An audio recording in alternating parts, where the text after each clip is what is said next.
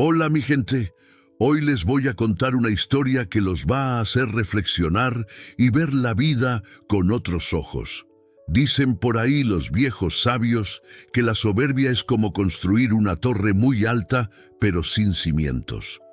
Tarde o temprano, el propio peso del orgullo la hace caer y cuando cae, el ruido es tan fuerte que se escucha hasta en el último rincón del pueblo.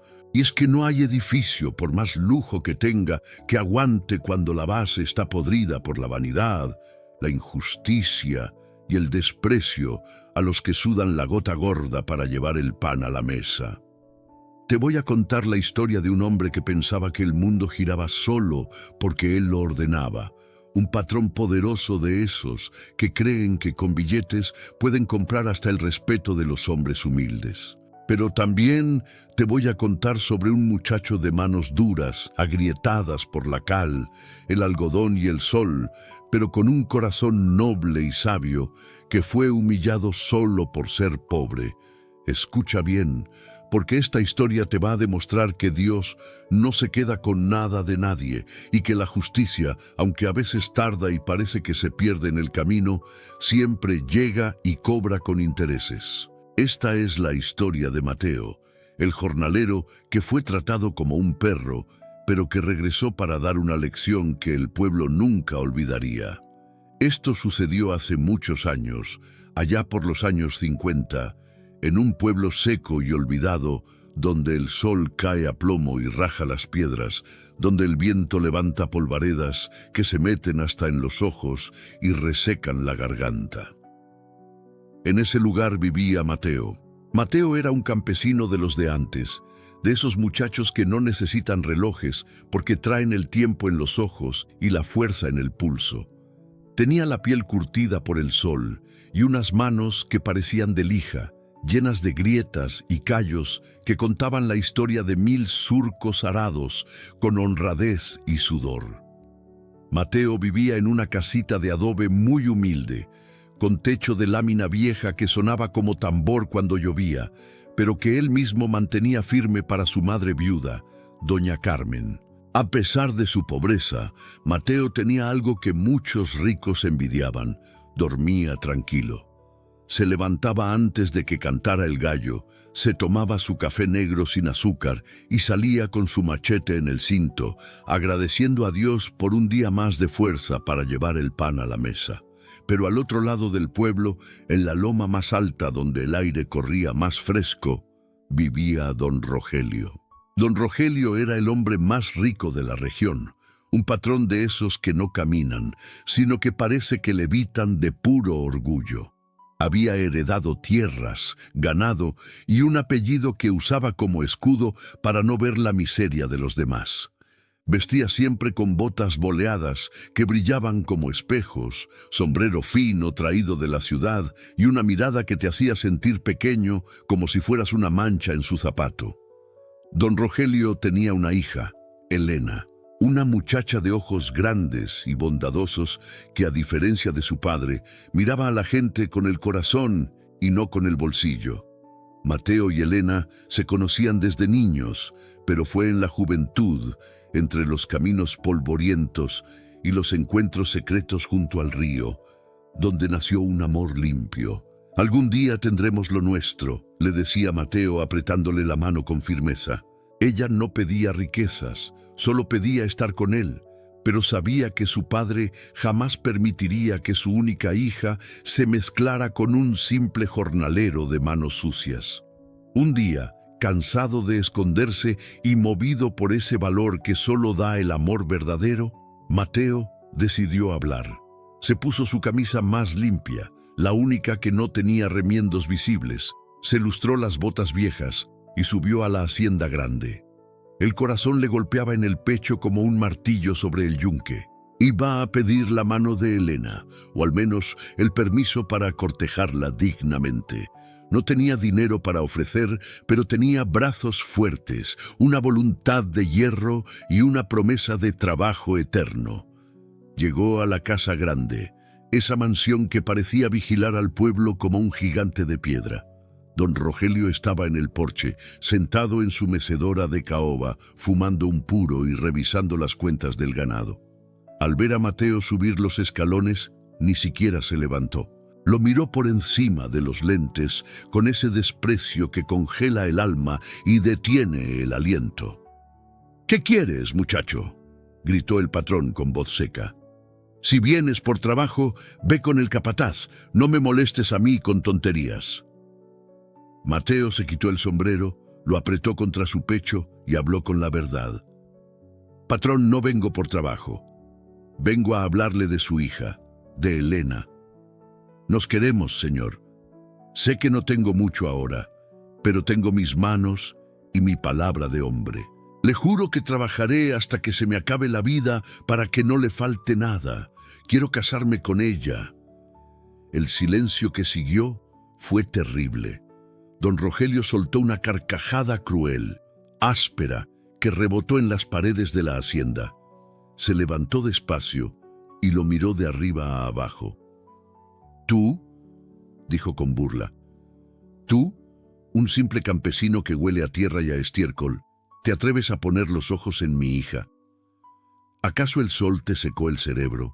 ¿Crees que mi hija va a vivir en tu choza comiendo frijoles y tortillas duras? Señor, el dinero se hace, pero el respeto y el amor se traen de cuna», respondió Mateo con la voz firme. Eso encendió la furia de don Rogelio. Llamó a sus hombres a gritos. «Saquen a este muerto de hambre de mi vista», rugió. «Escúchenme bien, peón. Tú nunca serás nada. Naciste para agachar la cabeza y morirás así.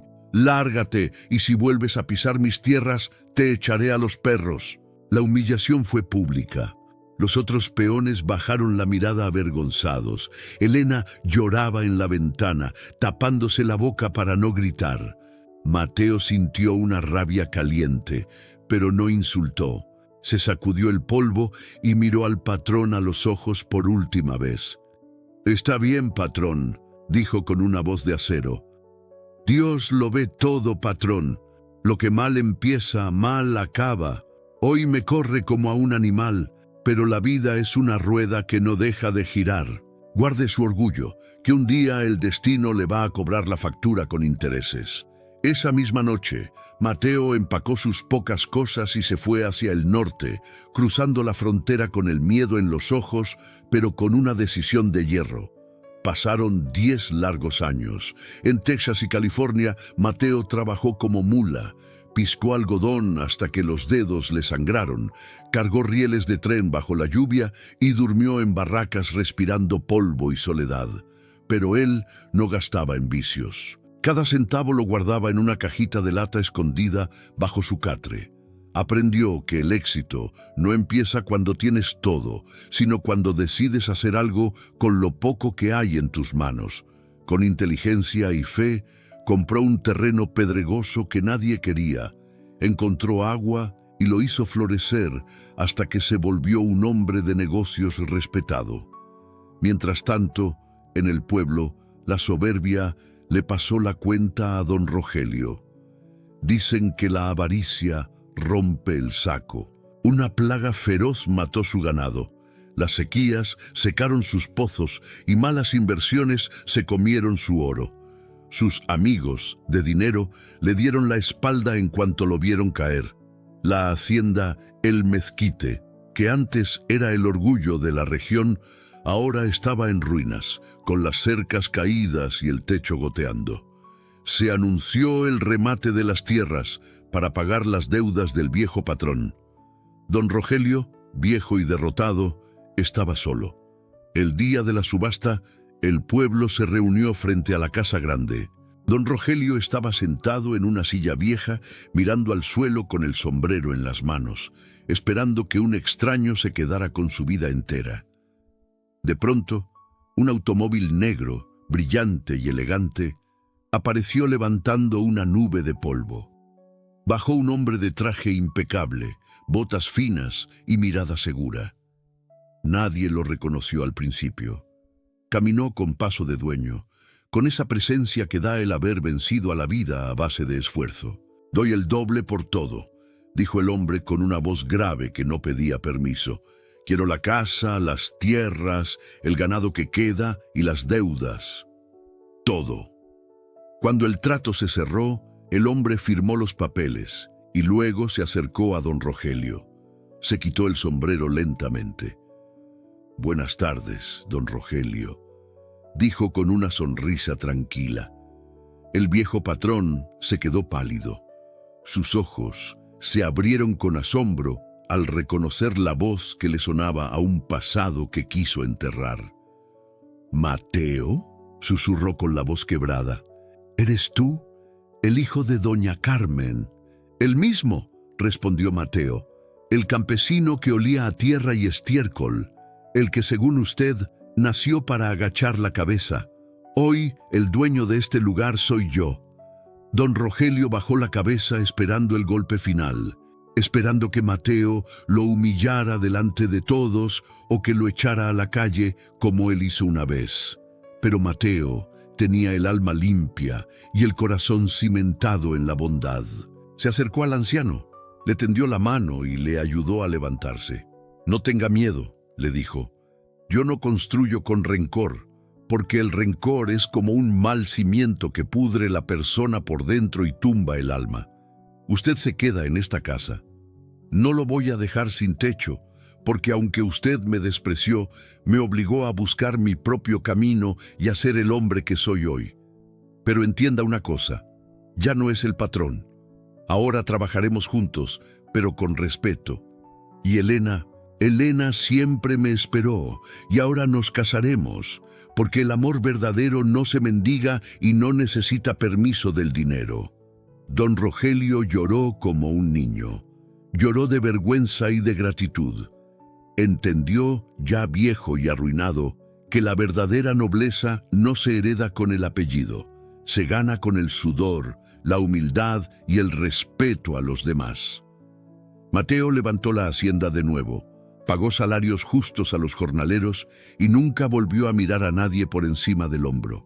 Y así termina esta historia, amigo mío. El patrón que se creía dueño del mundo terminó dependiendo de aquel a quien despreció. No mires a nadie por debajo de tus pies por su ropa o su trabajo, porque la vida es una rueda que no deja de girar. El que hoy está arriba, mañana puede estar abajo pidiendo la mano que hoy desprecia. Trabaja duro, ten fe y nunca dejes de soñar, porque para Dios no hay nada imposible. Gracias por escucharme. Si esta historia te llegó al corazón y te hizo reflexionar, compártela con alguien que necesite recordar el valor de la humildad. Nos vemos en la próxima historia. Que Dios te bendiga.